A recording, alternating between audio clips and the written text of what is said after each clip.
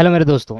आज की इस लेक्चर के अंदर हमें एक नया चैप्टर करना है, dissolution of a partnership firm. क्या है नाम? Dissolution of a partnership firm. Dissolution of a partnership firm. तो अभी तक हमने पहले पार्टनरशिप फर्म को इनकॉर्पोरेट करा।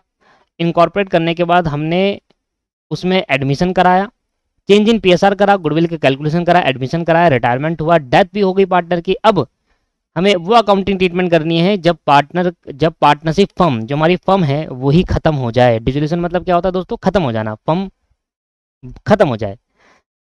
तो इस केस के अंदर क्या अकाउंटिंग ट्रीटमेंट रहने वाली है वो देखेंगे हम। Dissolution of a partnership firm. इधर पार्टनरशिप नहीं है, देखो पार्टनरशिप और पार्टनरशिप फर्म में डिफरेंस होता है। पार्टनरशिप तो वो एग्रीमेंट है जो दो पार्टनरों के, तीन पार्टनरों के बीच में बन रहा है, वो खत्म होता रहता है, नया बनता है, उसको रिकॉन्स्टिट्यूशन कहते हैं, डिसोल्यूशन नहीं कहते। क्या कहते हैं? रिकॉन्स्टिट्यूशन। जब पार्टनरशिप, एक होता है पार्टनरशिप, एक होता है पार्टनरशिप फर्म। पार्टनरशिप फर्म जब यूज होता है वर्ड, तो उस वर्ड को यूज करने का मतलब है फर्म की बात हो रही है। और जब बात होती है सिर्फ पार्टनरशिप की, तो उस पार्टनरशिप की बात हो रही है, सिर्फ वो एग्रीमेंट, डीड की बात हो रही है जो दो पार्टनर, तीन पार्टनर के बीच में बनाई गई है। अगर पार्टनरशिप की बात करें, सिर्फ पार्टनरशिप की, तो इट कॉल्ड डीड। वो खत्म होने को कहते हैं रिकॉन्स्टिट्यूशन। नई खत्म करके, पुरानी खत्म करके नई बनाना, रिकॉन्स्टिट्यूशन। जब हम बात करते हैं पूरी फर्म की, बिजनेस की, तो बिजनेस खत्म होने को कहते हैं डिसोल्यूशन। ठीक है। तो इसके अंदर हमें बेसिकली क्या क्या टॉपिक पढ़ने हैं, यहां लिखेंगे topic to be covered. Topic to be cover. तो कौन कौन से टॉपिक हमें कवर करना है, चैप्टर करना है, नई चीज से हेडिंग डालेंगे।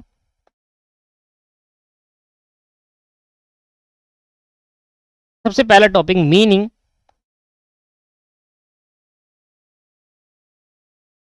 Meaning of dissolution of firm. Meaning of dissolution of partnership firm लिखो, पार्टनरशिप फर्म। इसके बाद सेकंड हमारा टॉपिक रहेगा mode of dissolution of firm. देखो पहले कुछ टॉपिक तो थ्योरी होते हैं, और थ्योरी पढ़ना भी जरूरी है दोस्तों। मैं चाहता तो सीधा ही प्रैक्टिकल करा सकता था, पर नहीं, थ्योरी समझना एक बड़ा अच्छा रहता है। थ्योरी समझने से आपको नॉलेज मिलती है। Mode of dissolution of firm, mode of dissolution of firm. तीसरा हमारा टॉपिक है settlement of account.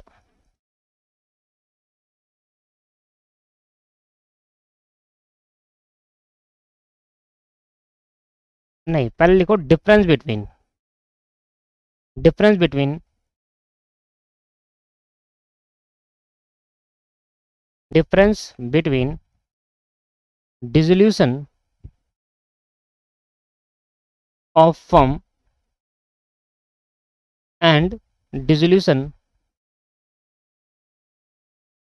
Of partnership. Partnership और फर्म, ये बहुत इंपॉर्टेंट टॉपिक है ये वाला। इसी पेपर में भी आने के चांसेस रहते हैं कि फर्म का डिसोल्यूशन और पार्टनरशिप का डिसोल्यूशन में डिफरेंस ही बताओ, ये इंपॉर्टेंट थ्योरी है। इसके बाद लिखेंगे settlement of account. Settlement of account, account का सेटलमेंट कैसे होगा भैया? फर्म, अब पूरा बिजनेस बंद हो रहा है, तो अकाउंट जो बनाए हैं, जिसको कितना पैसा देना है, क्या लेना है, लेन देना है, वो सेटलमेंट कैसे होगा। इसके बाद आएगा sir difference between, difference between firm dept and private डेप्ट। ये भी एक थ्योरी कॉन्सेप्ट है, बट ज्यादा बड़ा नहीं है। तो फर्म डेप्ट और प्राइवेट डेप्ट, दो तरीके के डेप्ट होते हैं, एक फर्म डेप्ट होता है, एक प्राइवेट डेप्ट होता है, इनमें डिफरेंस सीखेंगे। ये वर्ड जो फर्म डेप्ट और प्राइवेट डेप्ट का वर्ड का यूज करा जाएगा, वो सेटलमेंट ऑफ अकाउंट में यूज करा गया है, तो वहां यूज करा है, इसलिए मैंने एक नया टॉपिक डाल दिया सर। ये देखो सेटलमेंट ऑफ अकाउंट जब मैं कौन सा पढ़ाऊंगा ना, तो वहां पर यूज करा जाएगा फर्म डेप्ट और प्राइवेट डेप्ट, तो उसका मतलब भी बताना था, इसलिए मैंने नीचे लिख दिया डिफरेंस बिटवीन। सिक्स, ये 1 से लेकर 5 तक सारा थ्योरी है। Accounting treatment of dissolution of partnership firm. Accounting treatment of dissolution of partnership firm, 1 से लेकर 5 तक 2 क्लास लगेगी। और छठा वाला क्वेश्चन समझाने के लिए इसमें अकाउंटिंग इसमें लगेगी 6 से 7 क्लास। ये क्योंकि 1 से लेकर 5 तक पूरा थ्योरी है, ठीक है, हो सकता है आज की क्लास में खत्म कर दे, हो सकता है अगली क्लास भी लगे। पर 6th जो हमारा अकाउंटिंग ट्रीटमेंट चालू होगा, जिसके अंदर हमें रियलाइजेशन अकाउंट बनाना होता है, जनरल एंट्री करनी होती है। क्या अकाउंट बनाना पता है? एक तो हमें जनरल एंट्री करनी होती है यहाँ पर, और एक रियलाइजेशन अकाउंट बनाना होता है। ज़्यादा मुश्किल नहीं है, बहुत सिंपल है, पर थोड़ा लेंथी हो जाता है ना। चलो, तो भैया ये हमारे टॉपिक है जो हमें कवर करने हैं। तो स्टार्ट करते हैं सबसे पहले मीनिंग से।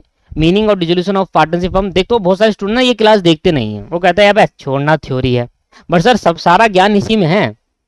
बाकी अकाउंटिंग ट्रीटमेंट तो हर कोई करता ही है, आपको अलग से नॉलेज मिलनी है, वो कहाँ से मिलेगी? वो यहीं से मिलेगी, थ्योरी में सबसे ज़्यादा नॉलेज है। तो पहला लिखते हैं meaning of dissolution. Meaning of dissolution of partnership firm. Meaning of dissolution of partnership firm.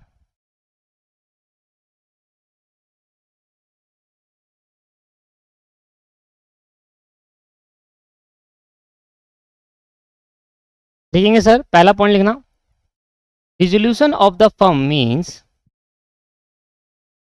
Dissolution of the firm, dissolution of the firm means the firm is discontinue, the firm is discontinue, यानी closed, यानी wound up, जिस नाम से जान लो उस नाम से, यानी डिसॉल्व। इन सब का मतलब एक ही होता है, डिसकंटिन्यू बंद हो जाना, क्लोज्ड बंद हो जाना, वाउंड अप बंद हो जाना, डिसॉल्व बंद हो जाना। सर एक ही डिफरेंस है, बस इंग्लिश के वर्ड अलग अलग है, डिसॉल्व, क्लोज, वाउंड अप और डिसॉल्व। तो डिसोल्यूशन ऑफ फर्म का मतलब होता है फर्म जो हमारी है वह बंद हो गई है, उसका मतलब डिसोल्यूशन ऑफ फर्म होता है, सिंपल। तो डिसोल्यूशन ऑफ फर्म का मतलब क्या है? हमारी फर्म अब बंद हो गई है दोस्तों, बस। एज रिजल्ट, फर्म के बंद होने का क्या रिजल्ट आएगा? The as result the relationship among the partner, as result the relationship among the relationship sorry the relationship among the partner comes to end, partner comes to end। Partner के बीच का जो रिलेशन अब खत्म, क्यों खत्म भाई? अब भाई फर्म जो है हमारी है वो ही खत्म हो गई, तो पार्टनर का बीच का रिलेशन किस बात का रहा? भाई आप और मैं एक पार्टनर थे, हमारी एक बिजनेस था, हम बिजनेस को बंद कर रहे हैं, तो हमारा रिलेशन अब किस बात का खत्म? भाई खत्म पार्टनरशिप। दोस्तों यही डिफरेंस है पार्टनरशिप और पार्टनरशिप फर्म में। पार्टनरशिप का डिसॉल्व होने का मतलब ये नहीं होता कि फर्म डिसॉल्व हो रही है, पर अगर फर्म डिसॉल्व हो गई तो समझ लेना पार्टनरशिप भी डिसॉल्व हो गई। पहले समझो तो पार्टनरशिप और पार्टनरशिप फर्म में होता क्या है। पार्टनरशिप होता है mutual agreement between the partner. Partnership का मतलब, सिर्फ पार्टनरशिप वर्ड आएगा तो उसका मतलब है डीड, और पार्टनरशिप फर्म का मतलब फर्म, पूरा फर्म आएगा, पार्टनरशिप फर्म आएगा तो उसका मतलब है फर्म। अगर पार्टनरशिप डीड खत्म होती है इसका मतलब ये नहीं कि फर्म खत्म होगी, दोबारा नहीं पार्टनरशिप डीड बन जाएगी। पर अगर फर्म खत्म होगी तो समझ ले पार्टनरशिप डीड भी खत्म होगी साथ साथ, क्योंकि जब फर्म ही नहीं है तो डीड का क्या करना। समझ में आ रहा है? चलो, तो सेकंड पॉइंट लिखेंगे, लिखना इन case of dissolution, in case of dissolution of partnership firm, in case of dissolution of partnership firm, all assets, all asset of the firm, all asset of the firm are sold and paid the liability, and paid the liability of the firm। जब दोस्तों dissolution होता है partnership firm का, तो firm के बाद जितनी assets होती है उनको हम बेच देते हैं, और जो पैसा रियलाइज्ड होता है, जो पैसा आता है, उस पैसे से हम क्या करते हैं, लायबिलिटी पे करते हैं। तो जब भी डिसोल्यूशन होगा, किसी भी फर्म जब बंद हो जाएगी, कोई भी फर्म जब बंद हो जाएगी, तो उसकी एसेट को बेचकर उसकी लायबिलिटी को चुकाएंगे। ऐसे प्रोसेस को कहा जाता है रियलाइजेशन। क्या कहा जाता है, realisation. This process is known as is known as realization. This process is known as realization. समझ में आया? दोबारा समझेंगे कि जब भी फर्म डिसॉल्व होती है, तो डिसॉल्व होने के बाद फर्म की जितनी एसेट्स होती है उनको बेच दिया जाता है, और उस एसेट को बेचकर फर्म की लायबिलिटी को चुकाया जाता है। फर्म की लायबिलिटी मींस अगर इधर लायबिलिटी बात कर रहा हूं, तो पहले आउटसाइड लायबिलिटी को चुकाया जाएगा। मैं बताऊंगा कि पहले किसको पे करा जाएगा, फिर किसको, फिर किसको, फिर किसको। ये सेटलमेंट ऑफ अकाउंट में सीखेंगे, ठीक है, कि पहले किसको पैसा दिया जाएगा, फिर किसको, फिर किसको। सबका एक बहुत मीनिंग है। मैंने कहा ना, थ्योरी बहुत इंपॉर्टेंट होती है। जब सेटलमेंट ऑफ अकाउंट आएगा तो वहां पर सीखेंगे पहले किसको देना होता है, फिर किसको देना होता है, फिर किसको, फिर लास्ट में किसको, ठीक है। चलो, तो यहां पर हमने क्या सीखा कि फर्म के डिसॉल्व होने के बाद फर्म की जितनी एसेट्स है उसको बेचो, और जो पैसा आएगा उससे अपनी लायबिलिटी चुकाओ। अब लायबिलिटी में पहले कौन सी लायबिलिटी चुकाई, ये बात की बात है, पर लायबिलिटी चुकानी है। ऐसे प्रोसेस को रियलाइजेशन कहते हैं। एसेट को बेचकर लायबिलिटी को चुकाना, that the meaning of realisation. क्या बोलते हैं इसको, रियलाइजेशन। क्लियर है या नहीं है? क्लियर है, समझ में आ गया। मान लो दोस्तों, एग्जाम्पल लेके चलते हैं, एग्जाम्पल लेके चलते हैं। देखो, ए बी सी तीन पार्टनर थे, इनकी एक फर्म थी, फर्म जिसका नाम था एबीसी लिमिटेड। फर्म का नाम क्या है, एबीसी लिमिटेड। इनकी एक फर्म थी और फर्म का नाम है एबीसी लिमिटेड, ठीक है। अब फर्म के पास कुछ एसेट्स है और फर्म के पास लायबिलिटी है। लायबिलिटी में हम बात करते हैं आउटसाइड लायबिलिटी। इनसाइड वाली कौन सी होती है, जैसे कैपिटल, उसकी बात नहीं करते। लायबिलिटी हमारी कौन सी होती है, आउटसाइड लायबिलिटी की बात करते हैं। ये लायबिलिटी जो है दोस्तों, वो आउटसाइड लायबिलिटी है। पहले बाहर वालों को देंगे ना, फिर जो बचेगा पैसा फिर देंगे अंदर वालों को। अब मान लेते हैं फर्म के पास एसेट पड़ी है, फर्म के पास एसेट पड़ी है 10 लाख रुपए की, ठीक है, ध्यान सुनना। फर्म के पास कितने एसेट है, 10 लाख की। अच्छा, मुझे पता है एसेट बराबर लायबिलिटी होती है, पर एसेट बराबर लायबिलिटी नहीं होती दोस्तों। एसेट बराबर कैपिटल प्लस लायबिलिटी होती है। आप समझने की कोशिश करें, मैं सिर्फ यहां पर बात कर रहा हूं लायबिलिटी की। तो अगर मैं यहां लिख रहा हूं कि 8 लाख रुपए, अगर मैं यहां पर लिख रहा हूं 8 लाख रुपए, तो आप ये कहोगे सर एसेट और लायबिलिटी तो बराबर होती है। मैंने कहा नहीं, एसेट और लायबिलिटी प्लस कैपिटल बराबर होता है। Liability, outside liability plus capital, दोनों को जोड़ देंगे तब एसेट के बराबर होगा, ठीक है। यहां पर सिर्फ आउटसाइड लायबिलिटी ली गई है, इसलिए आप डिफरेंस, जो भी डिफरेंस आया 2 लाख का, वो पक्का इनकी कैपिटल होगी, है ना। चलो, तो मैंने कहा देखो, फर्म के पास 10 लाख की एसेट है और फर्म की लायबिलिटी है 8 लाख की। तो फर्म आपके पास क्या हो रही है, डिसॉल्व हो रही है। डिसॉल्व होने के बाद जैसी फर्म डिसॉल्व होगी, तो ये 10 लाख की एसेट को सेल कर दिया जाएगा, सोल्ड कर दिया जाएगा, बेच दिया जाएगा। और बेचने के बाद क्या होगा, पैसा रियलाइज्ड होगा। अब मान लेते हैं कि अभी पैसा कितना रियलाइज्ड हुआ है, कैश रियलाइज्ड हुआ है आपके पास पूरा 10 लाख रुपए। 10 लाख के एसेट बेचकर 10 लाख रुपए आ गए। कोई एसेट ज्यादा की बिक गई, कोई कम की बिक गई। हो सकता है किसी एसेट पे डेप्रिसिएशन लगा होगा तो कम की बिक गई होगी, हो सकता है लैंड होगी तो ज्यादा की बिक गई होगी। तो अभी मैंने मान के चला कि अगर 10 लाख की एसेट है और 10 लाख की एसेट बेचकर 10 लाख आ गए होंगे, तो क्या मैं पैसा चुका सकता हूं, 8 लाख रुपए चुका सकता हूं? हाँ, चुका सकता हूं। तो 10 लाख रुपए की एसेट बिक गई, सोल्ड करके जो पैसा रियलाइज्ड हुआ, सोल्ड करके जो कैश रियलाइज्ड हुआ, उससे क्या करूंगा, अपनी लायबिलिटी पे कर दूंगा। क्या मैं पे कर सकता हूं? यस, मैं पे कर सकता हूं। यही बात तो क्लियर है। जस्ट एग्जांपल कि अगर ये 10 लाख की जगह पर 10 लाख नहीं होते और होता 8 लाख रुपए, 10 लाख की एसेट बेचकर मैं 8 लाख रुपए रियलाइज करता, तो बताओ क्या अब मैं पे कर सकता था? अब मैं पे कर सकता था? हाँ सर, अब मैं पे कर सकता हूं। 8 लाख की, 10 लाख की एसेट बेचकर मुझे 8 लाख में मिले।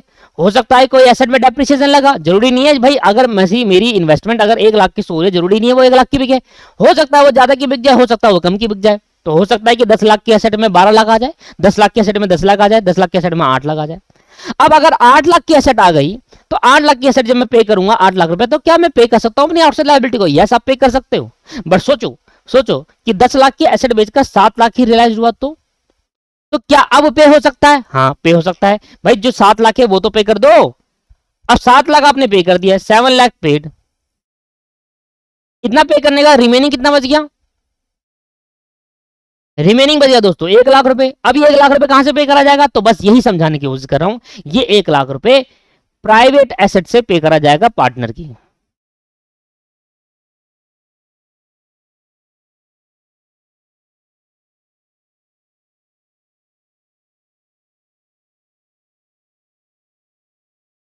ये 1,00,000 रुपए प्राइवेट एसेट से पे किया जाएगा पार्टनर के, मतलब पार्टनर के घर की एसेट को बेचकर इस 1,00,000 को पे करेंगे।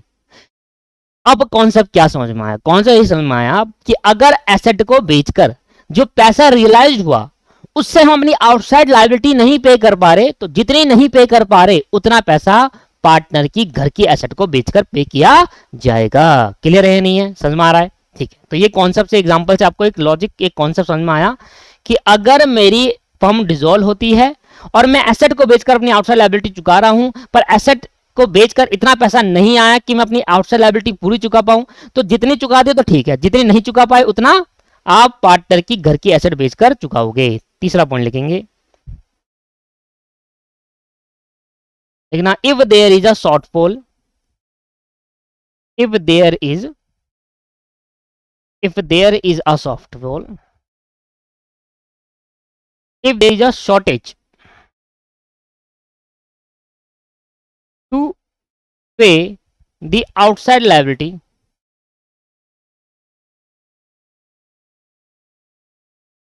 out of realized cash,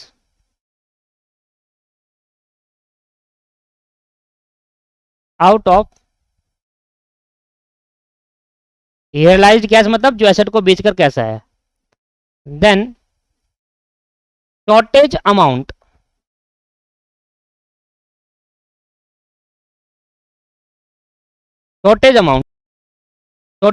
will be met by partner, shortage amount will be met by partner from their private asset, from their private asset।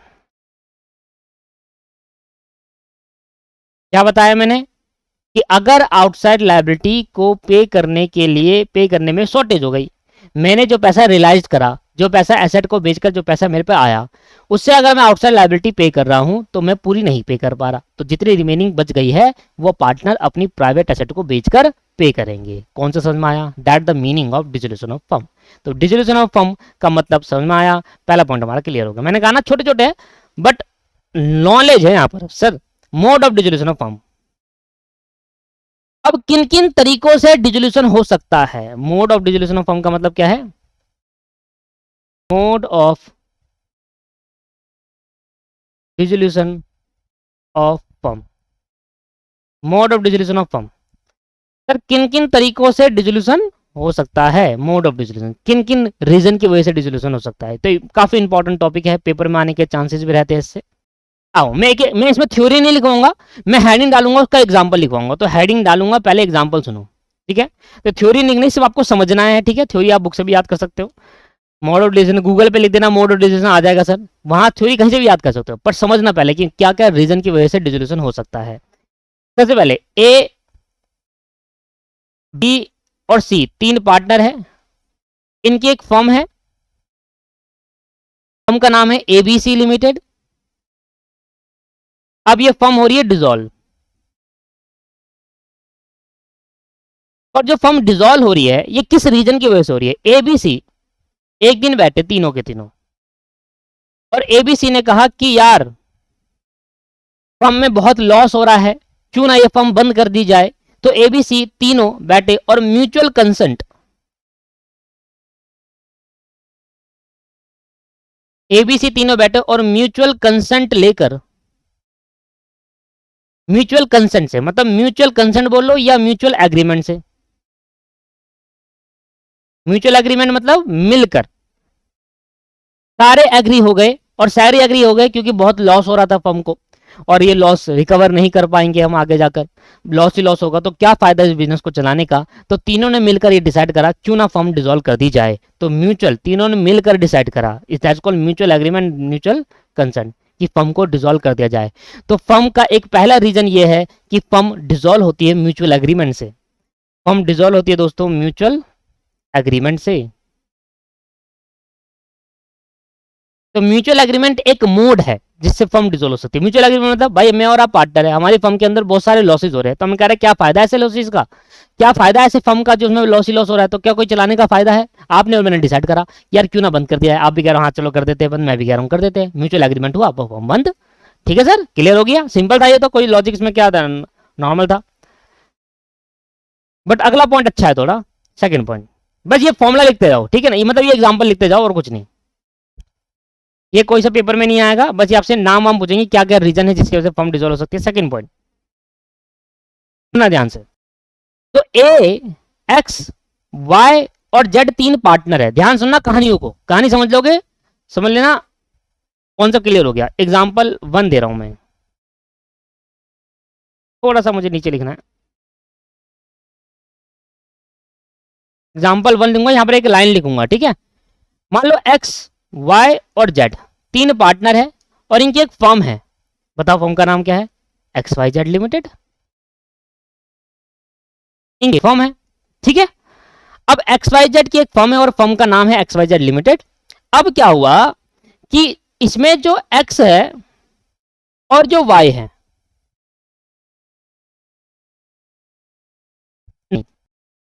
इसमें जो एक्स एंड वाई है वो क्या हो गए दोस्त, इंसॉल्वेंट हो गए, क्या हो गए, इंसॉल्वेंट।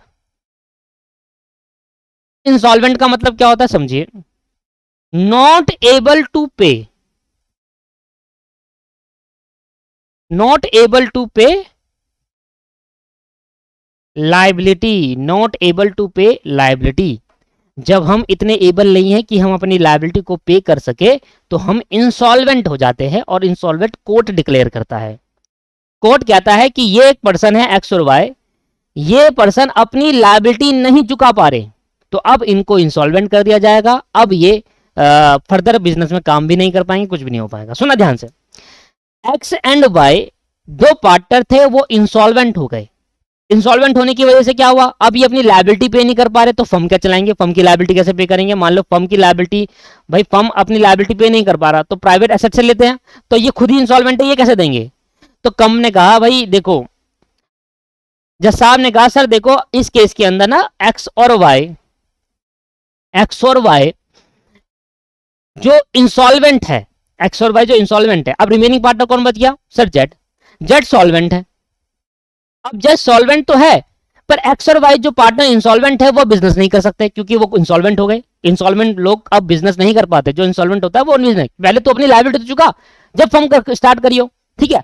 अब एक्स और वाई जो इंसॉल्वेंट हो गए वो अपना बिजनेस नहीं कर सकते, अब तीन पार्टनर थे भाई, एक्स और वाई इंसॉल्वेंट हो गया, बच गया एक पार्टनर, और एक पार्टनर में कभी पार्टनरशिप नहीं होती, एक पार्टनर में कभी भी पार्टनरशिप नहीं होती, क्योंकि कौन कितना पार्टनर, ओनली वन पार्टनर, एक ही पार्टनर तो बच गया। मान लो अगर यहां पर एक्स वाई जेड और डब्ल्यू होते और एक्स वाई इंसॉल्वेंट हो जाते तो जेड और डब्ल्यू आगे कंटिन्यू कर सकते थे पार्टनरशिप, बट यहां पर केस नंबर वन ये कहता है कि अगर कोई भी दो पार्टनर, अगर तीन पार्टनर में से एक पार्टनर को छोड़कर बाकी सारे पार्टनर इंसॉल्वेंट हो जाए, दोबारा सुने, एक पार्टनर को छोड़कर बाकी सब पार्टनर इंसॉल्वेंट हो जाए तो फर्म को कंपल्सरी डिसॉल्व कर दिया जाएगा। दोबारा सुनेंगे ध्यान से क्या बोला मैंने, अगर अगर एक पार्टनर को छोड़कर बाकी सारे पार्टनर इंसॉल्वेंट हो जाए, एक पार्टनर, अभी मेरे केस के अंदर एक पार्टनर सॉल्वेंट है बाकी दो इंसॉल्वेंट हो गए, बाकी सारे मतलब दो, अगर यहां चार पार्टनर होते और दो इंसॉल्वेंट होते और दो नहीं होते तो ये वाला केस अप्लाई नहीं होता, फिर कंपल्सरी डिसॉल्व नहीं हो सकता था। कॉन्सेप्ट का नाम है कंपल्सरी डिसोल्यूशन, क्या नाम है कॉन्सेप्ट का, कंपल्सरी डिसोल्यूशन। सर ये कंपल्सरी डिसोल्यूशन कब आएगा, कंपल्सरी डिसोल्यूशन तब होगा जब ये सिचुएशन अराइज होगी, पहली सिचुएशन क्या है कि जब जब सारे पार्टनर एक पार्टनर को छोड़कर बाकी जितने पार्टनर थे वो इंसॉल्वेंट हो जाते हैं, तो आ जाता है कंपल्सरी डिसोल्यूशन, तो आपको डिसॉल्व करनी ही पड़ेगी क्योंकि एक पार्टनर से कभी भी पार्टनरशिप फर्म नहीं चलती। ठीक है सर, तो एग्जांपल नंबर वन का नाम है when all the partner, when all the partner, when all the partner, और व्हेन ऑल द पार्टनर, या तो सारे पार्टनर डिसॉल्व हो जाए और all the partner except one, except one become insolvent. मैंने दोनों ही केस लिख लिया यहां पर, एक्सेप्ट वन बिकम इंसॉल्वेंट। तो इस केस के अंदर दोस्तों इंसॉल्वेंट होने के बाद अब बिजनेस नहीं चल सकता। सुनना, केस नंबर क्या है? वन। केस नंबर वन कहता है कि व्हेन ऑल द पार्टनर, या तो सारे पार्टनर या सारे पार्टनर सिर्फ एक को छोड़कर, क्योंकि एक को छोड़कर में एक से तो कभी पार्टनरशिप डील चल ही नहीं सकती। देखो अगर सारे पार्टनर अनइंसॉल्वेंट हो गए तब तो बात ही खत्म, तब तो भैया बिजनेस तो कंपलसरी डिसॉल्व करना ही पड़ेगा, मजबूरी है डिसॉल्व करना। कोर्ट नहीं कह रहा हमें खुद से डिसॉल्व करना पड़ेगा। सर जज साहब ने पार्टनरशिप एक्ट में लिखा हुआ है कंपलसरी डिसोल्यूशन, वो कहता है कि देखो अगर आपका सारे पार्टनर इंसॉल्वेंट हो जाते हैं, वो अपनी लायबिलिटी पे करने के लिए एबल नहीं है, तो आपको फर्म को डिसॉल्व करना पड़ेगा। जब आप खुद की लायबिलिटी पे नहीं कर पा रहे तो फर्म की क्या पे करोगे? और अगर सारे पार्टनर इंसॉल्वेंट हो जाए सिर्फ एक को छोड़कर, तो इस केस के अंदर भी डिसॉल्व करना पड़ेगा आपको, मजबूरी आपको डिसॉल्व करना ही पड़ेगा। दैट्स कॉल्ड कंपलसरी डिसोल्यूशन, मजबूरी डिसॉल्व करना पड़ेगा। दैट्स कॉल्ड कंपलसरी डिसोल्यूशन, क्योंकि एक पार्टनर से कभी बिजनेस नहीं चलता, कम से कम दो चाहिए। ठीक है सर। इसके बाद हाँ एक्सेप्शनल केस हो सकता है कि अगर नया पार्टनर एडमिट कर लिया तब चला लो। हमने तो कहा सिर्फ एक रह गया और बाकी अनसॉल्वेंट हो गए तो खत्म कहानी। केस एग्जांपल नंबर 2 क्या कहता है? एग्जांपल नंबर 2 देखिए, कंपलसरी डिसोल्यूशन का मतलब क्या होता है? मजबूरी आपको डिसॉल्व करना पड़ेगा, आपके पास कोई और ऑप्शन नहीं है। एग्जांपल नंबर 2, भाई देखो एबीसी दो तीन पार्टनर थे, एबीसी लिमिटेड इनकी फर्म थी, इसमें 3 पार्टनर थे एबीसी, ठीक है, 3 पार्टनर थे। अब एबीसी ने बहुत चालाकी से कहा क्यों ना हम ड्रग्स का बिजनेस करें। इनका ये बिजनेस किसका था? इनका ये बिजनेस था ड्रग्स का। ये ड्रग्स का बिजनेस कर रहे थे। अब ड्रग्स का बिजनेस कर रहे थे या वॉर गुड्स के बिजनेस कर रहे थे? वॉर गुड्स मतलब बंदूक वगैरह। अब एज पर कॉन्ट्रैक्ट एक्ट, आपने कभी कॉन्ट्रैक्ट एक्ट पढ़ा होगा या पढ़ोगे, तो कॉन्ट्रैक्ट एक्ट एक एक्ट होता है, कॉन्ट्रैक्ट एक्ट 1872, ऐसे तो पूरा नाम है इंडियन कॉन्ट्रैक्ट 1872। इसके तहत अगर कोई भी बिजनेस ड्रग्स से रिलेटेड हो या वॉर गुड से रिलेटेड हो तो ऐसे बिजनेस को अनलॉफुल बिजनेस कहा जाता है। क्या कहा जाता है? Unlawful business. अनलॉफुल मतलब लॉ के अगेंस्ट है, ऐसे बिजनेस को क्या कहा जाता है? Unlawful business. और अगर हमें पता चल गया, देखो अगर नहीं पता चल रहा तो फिर तो बात ही खत्म। और अगर हमें पता चल गया, किसको? कानून को। अगर लॉ को पता चल गया या किसी भी कानून को पता चल गया कि आप जो बिजनेस कर रहे हो वो अनलॉफुल बिजनेस है, तो आपको बिजनेस को बंद करना पड़ेगा। यहां पार्टनर अनसॉल्वेंट नहीं हुए, यहां पार्टनर जो बिजनेस कर रहे हैं वो लॉ के अगेंस्ट है। ऐसा बिजनेस जो लॉ के अगेंस्ट हो, लॉ ने मना करा गया हो, लॉ ने मना कर रखा है कि ऐसा बिजनेस नहीं करना, ड्रग्स का बिजनेस नहीं करना, वॉर गुड्स का बिजनेस नहीं करना, और आप इसी बिजनेस में हो तो। और देखो जब तक नहीं पता चल रहा, एक इंसान ने किसी को खून कर दिया, अब जेल में तो तभी जाएगा ना वो इंसान जब पता चलेगा कानून को, जब पुलिस वालों को पता चलेगा तभी तो जाएगा, और जब पता ही नहीं है तो कैसे जाएगा? तो दोस्तों अगर कितने सारे अनलॉफुल बिजनेस चल रहे हैं मार्केट के अंदर, है ना, तो क्या सभी कंपलसरी डिसॉल्व होंगे? नहीं। अरे जब पता चलता है कि भाई ये तो ऑटोमेटिकली बंद हो जाता है बिजनेस। तो अगर आपका बिजनेस कैसा है? अनलॉफुल। अनलॉफुल का डेफिनेशन किसने बताया? इंडियन कॉन्ट्रैक्ट एक्ट 1872 ने। उसने कहा कि अगर कोई भी बिजनेस अनलॉफुल होता है तो उनका बीच का एग्रीमेंट वॉइड माना जाता है और वो बिजनेस अनलॉफुल माना जाता है। और अनलॉफुल माना जाएगा तो भैया पार्टनरशिप एक्ट ने कहा कि अनलॉफुल बिजनेस के केस के अंदर आपको ये बिजनेस को कंपलसरी डिसॉल्व करना पड़ेगा। लो भाई, when the business of the firm become unlawful,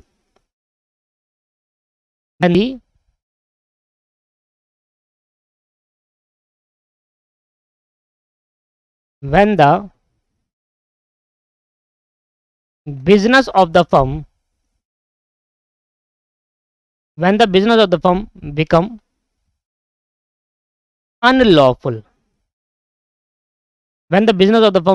unlawful, अगर कोई बिजनेस कर रहे, हो सकता है ऐसा भी हो सकता है कि पहले हम जो बिजनेस कर रहे थे वो लॉफुल था, बाद में जाकर अनलॉफुल हो गया, ऐसा भी तो हो सकता है। पहला बिजनेस में लॉफुल कर रहा था, ठीक है, मान लो पहले मैं ड्रग्स बेच रहा था, ड्रग्स मतलब दवाइयां भी हो सकती है, पहले आप लीगल तरीके से बेच रहे थे, लाइसेंस था आपके पास, है ना, वो बेच रहे थे, पर अब आपके पास लाइसेंस नहीं है तो वो अनलॉफुल बन गया, है ना। आपने गवर्नमेंट से परमिशन लेकर ये चीज बेच रहे हो। वॉर गुड्स बेच सकते हैं, हाँ बेच सकते हैं, पर गवर्नमेंट से परमिशन लेनी होती है।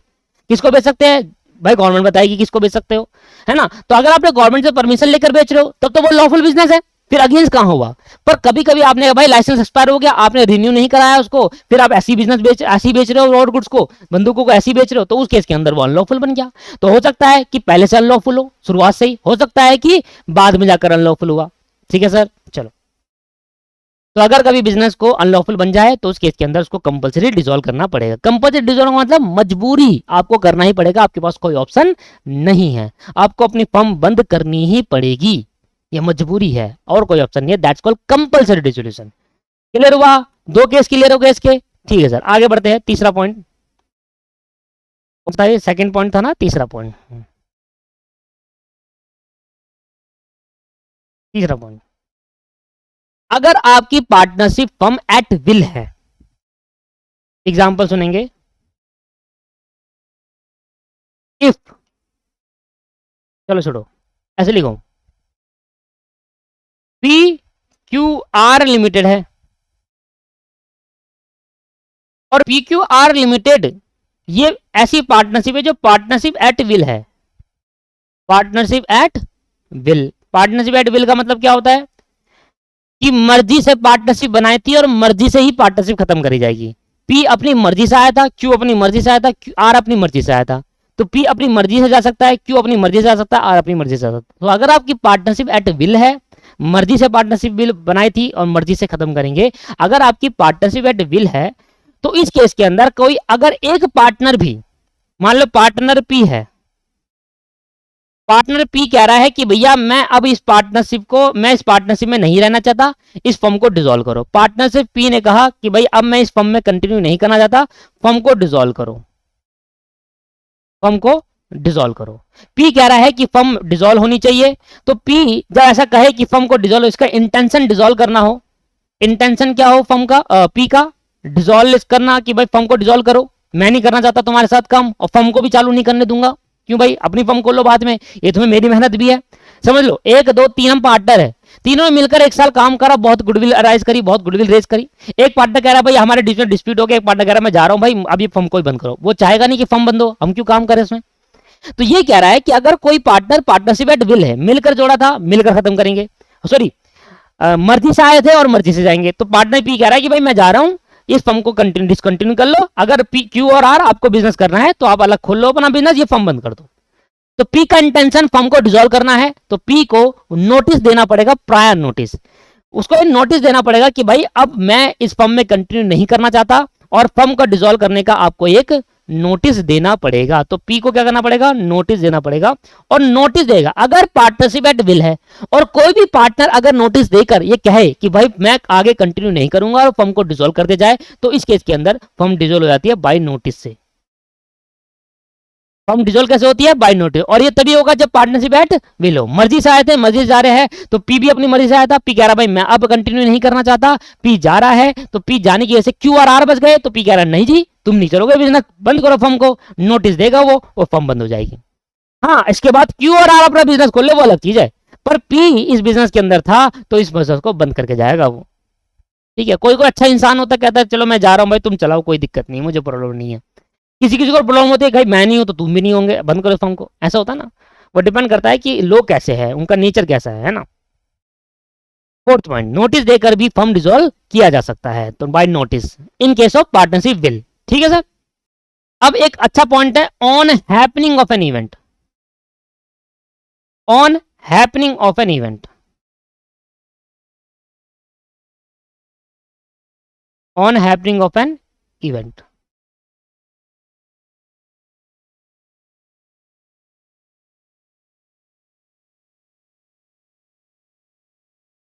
अब on happening of an event के अंदर बहुत सारे केस होते हैं। पहले केस नंबर 1 देखते हैं एक बार, सुनना ध्यान से। अब मान लो सर क्या हुआ, मान लो कि ए और बी दो पार्टनर है, इनकी एक पार्टनरशिप फर्म है, ठीक है सर, ए बी लिमिटेड। अब ऐसे ही रख देते, क्या फर्क पड़ रहा है, क्या पार्टनरशिप फर्म। अब ये दोनों ने डिसाइड करा, इनके बीच में एक एग्रीमेंट बना, इनके बीच में एक एग्रीमेंट बना, और इन्होंने कहा कि देखो सर ए और बी मिले और उन्होंने कहा कि हमने एक एग्रीमेंट बनाया और ये बनाया एग्रीमेंट कि हम ये पार्टनरशिप 5 साल तक ही ये पार्टनरशिप हमारी चलेगी। अब 5 साल तक पार्टनरशिप चलेगी, ठीक। इनके बीच में टर्म्स थी, एग्रीमेंट था मतलब टर्म्स थी कि हम ये पार्टनरशिप दोनों मिलकर 5 साल तक बिजनेस करेंगे। अब गोइंग कौन सा एजम्पशन अप्लाई नहीं कर रहे हैं, ये कह रहे हैं कि हम ये पार्टनरशिप 5 साल तक चलाएंगे। तो आफ्टर 5 ईयर जैसे ही 5 साल कंप्लीट होते हैं तो फर्म क्या हो जाएगी, ऑटोमेटिकली डिसॉल्व हो जाएगी। फर्म क्या हो जाएगी दोस्त, डिसॉल्व हो जाएगी। तो कोई भी पार्टनर के बीच में कोई एग्रीमेंट है, चाहे वो ईयर्स को लेकर हो, चाहे वो कोई अदर एग्रीमेंट हो, और वो एग्रीमेंट होने के बाद जैसे 5 साल हो गए तो 5 साल क्या हमारे लिए एक इवेंट है। जैसे ये इवेंट हैपन होता है, जैसे ये इवेंट हो जाता है, 5 साल हो जाते हैं, तो फर्म क्या हो जाती है, डिसॉल्व हो जाती है। तो केस का नाम है on expiry of term. On expiry of term on expiry of term for which the firm was constitute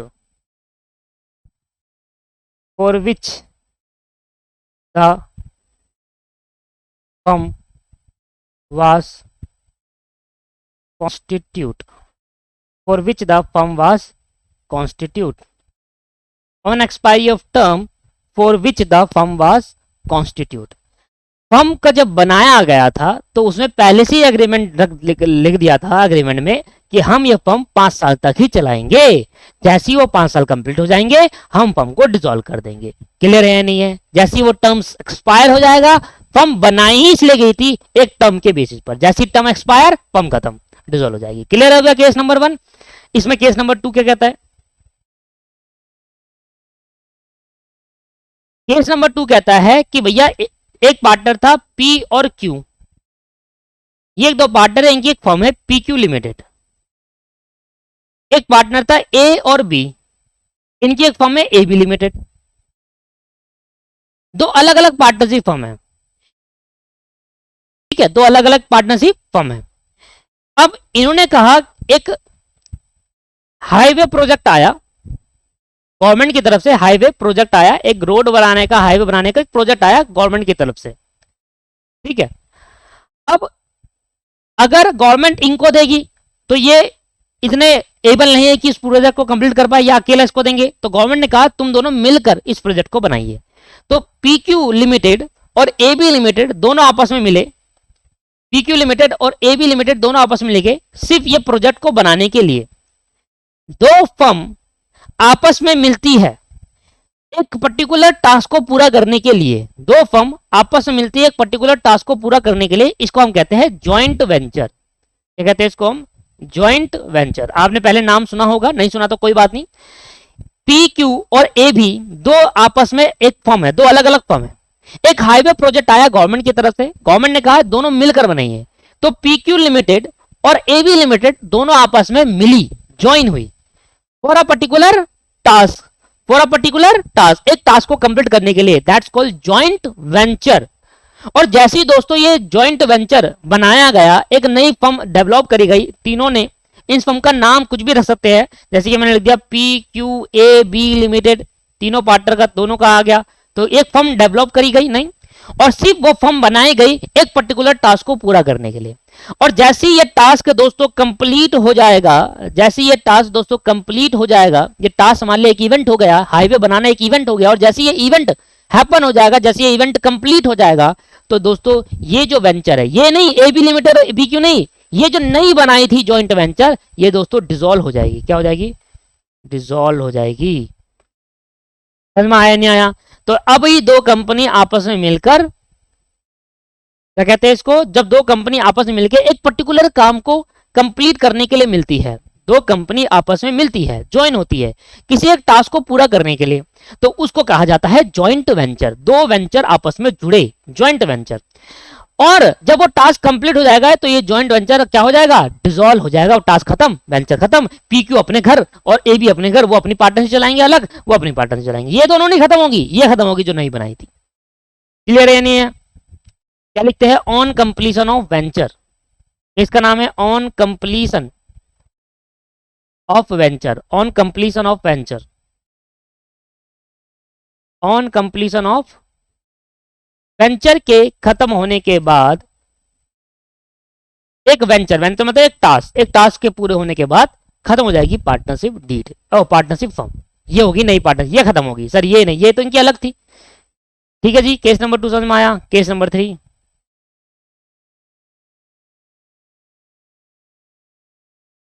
ए और बी दो पार्टनर है, बी की यहां पर डेथ हो जाती है, तो अब ए रिमेनिंग बच गया, ओनली वन पार्टनर। तो ये कह रहा है दो कैसे हो सकता है, या तो ये फर्म, या तो ये नया पार्टनर एडमिट कर ले तो फर्म चलेगी, अगर एडमिट नहीं करा तो फर्म डिसोल्व हो जाएगी। सर मान लो अगर दो पार्टनर ना होकर तीन होते, अगर दो पार्टनर ना होकर ए बी सी तीन होते, तो अब इस केस के अंदर बी अगर मर जाता तो रिमेनिंग जो पार्टनर बचते ए और सी, ए और सी रिमेनिंग जो पार्टनर बचते ये क्या कर सकते थे, या तो वो डिसॉल्व कर लेते फर्म को या वो कंटिन्यू कर लेते। तो डेथ के केस में भी डिसॉल्व हो सकता है, या तो ये डिसॉल्व कर लेंगे या ये कंटिन्यू भी कर सकते हैं, ये इनके ऊपर है। ठीक है, ये डिपेंड करता है कि बी का लीगल हेयर क्या चाहता है। तो on death of a partner,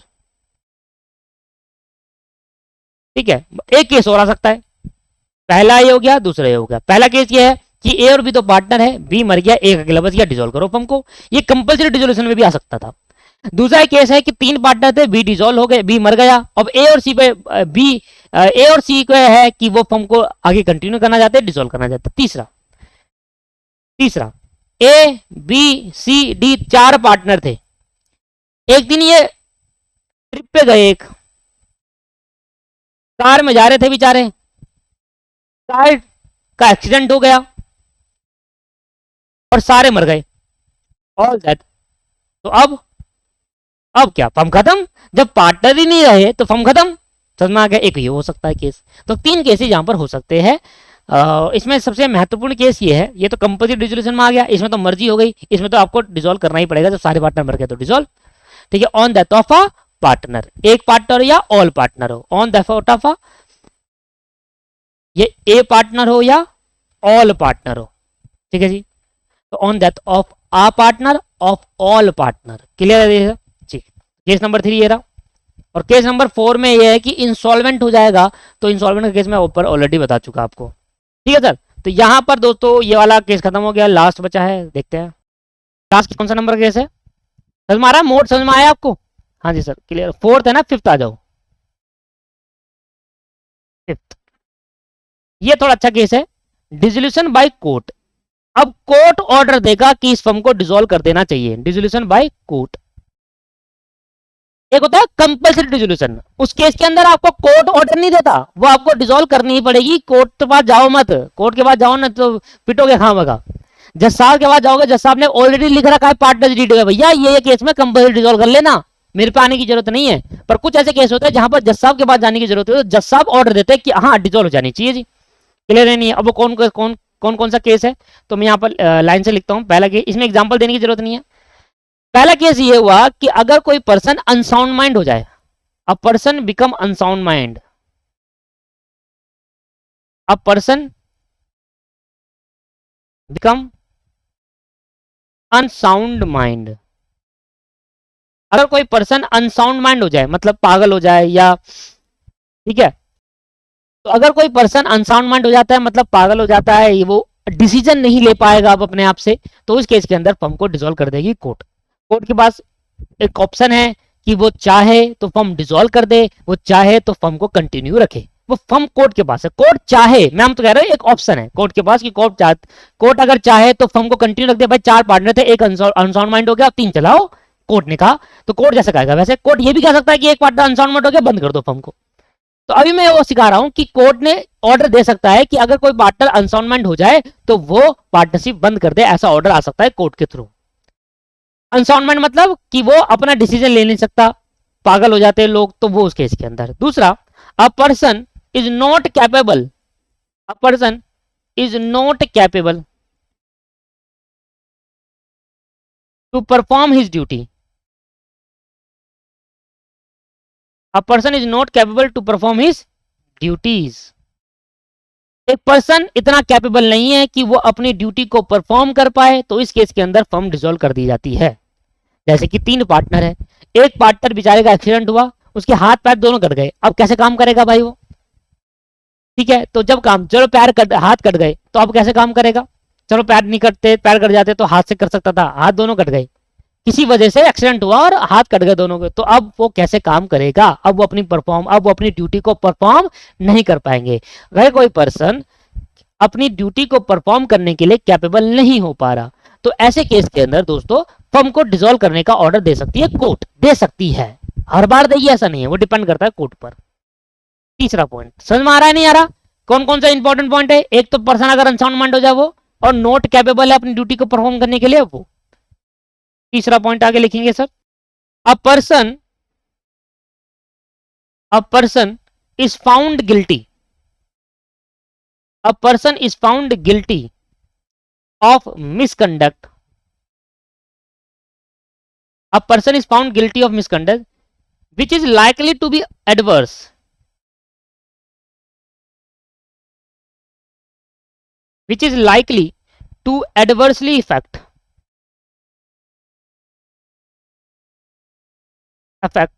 to the business,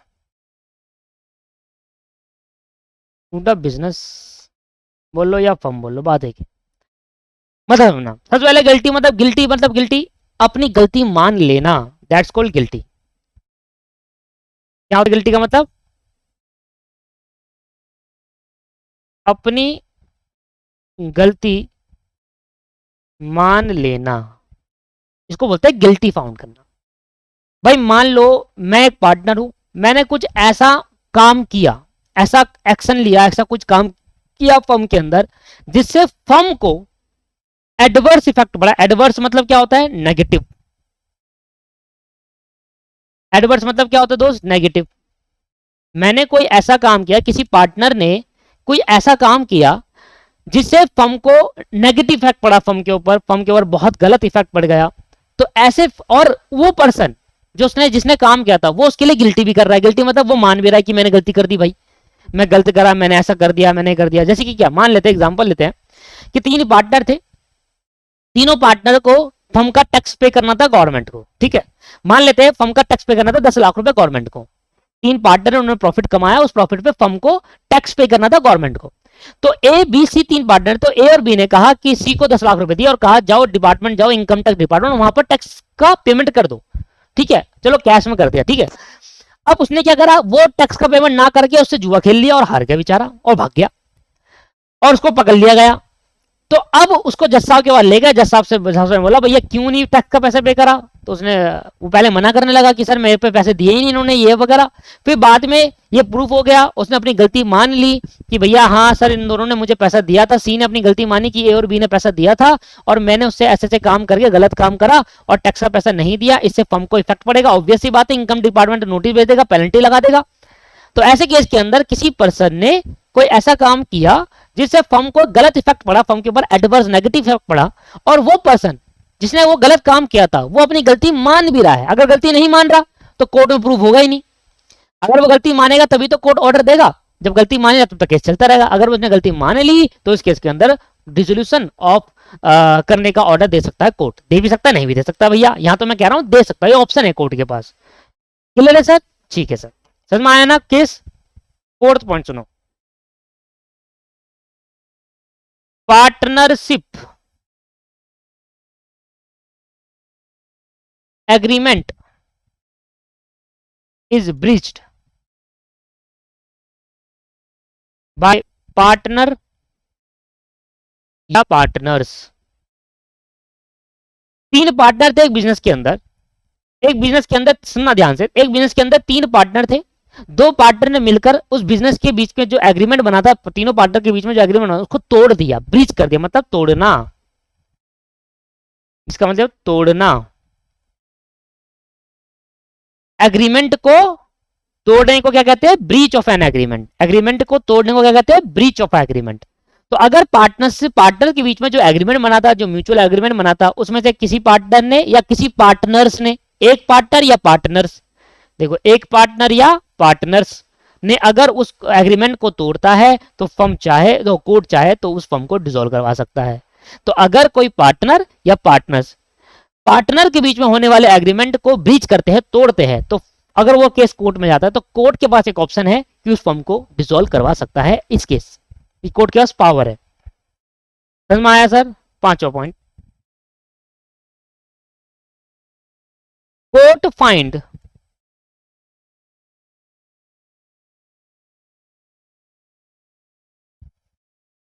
find dissolution of the firm, court find dissolution of the firm is justice। इसका हिंदी अनुवाद सुनो, court find dissolution of firm is justice. Justice बोलो नहीं, justice justified.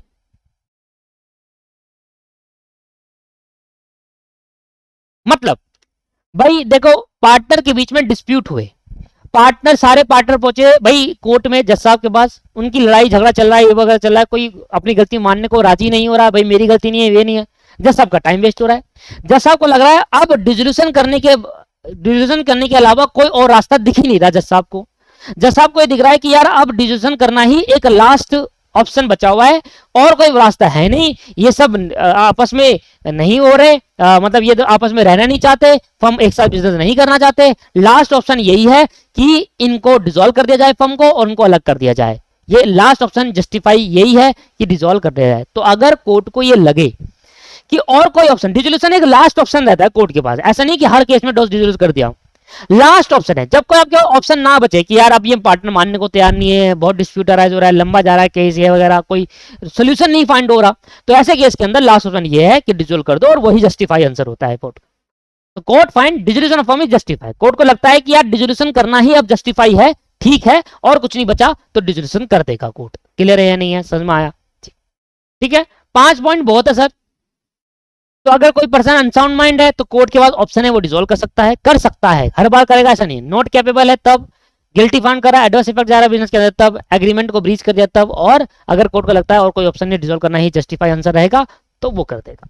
तो इस तरीके से 5 ऐसे केस है जहां पर डिसॉल्यूशन का मोड हो सकता है। पहला मोड है एग्रीमेंट के थ्रू डिसॉल्व कर सकते हैं, कंपल्सरी डिसॉल्व कर सकते हैं, नोटिस देकर डिसॉल्व कर सकते हैं, और आपके पास एक इवेंट के हैपनिंग होने पर डिसॉल्व कर सकता है, और आपके पास कोर्ट के द्वारा डिसॉल्व कर सकता है। 5 केस है जहां पर डिसोल्यूशन प्रोसेस हो सकता है।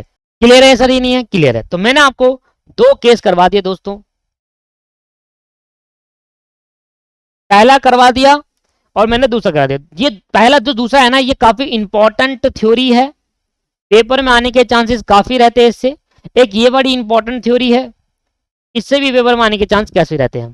तो आज की क्लास के अंदर मैंने आपको 2 कंप्लीट करा दिए हैं, अगली क्लास के अंदर मैं बाकी 2 कंप्लीट करा दूंगा। थ्योरी चलेगी भाई, जब थ्योरी है तो चलेगी। अगली क्लास के अंदर ये 3 कंप्लीट हो जाएंगे, 3। नेक्स्ट क्लास में हम ये 3 कंप्लीट कर लेंगे, फिर चलेंगे अपने प्रैक्टिकल में। भाई अब इतना बड़ा चैप्टर है, थ्योरी इसके अंदर है, तो 2 क्लास एटलीस्ट थ्योरी को, 2 घंटे एटलीस्ट थ्योरी को देना चाहिए।